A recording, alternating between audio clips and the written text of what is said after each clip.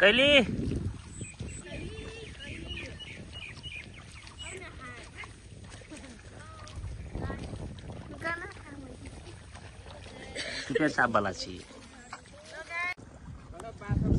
hello नमस्कार, म प्रेम गर्छ त उपस्थित भइसकेको छु पुनः यो धान रोपाई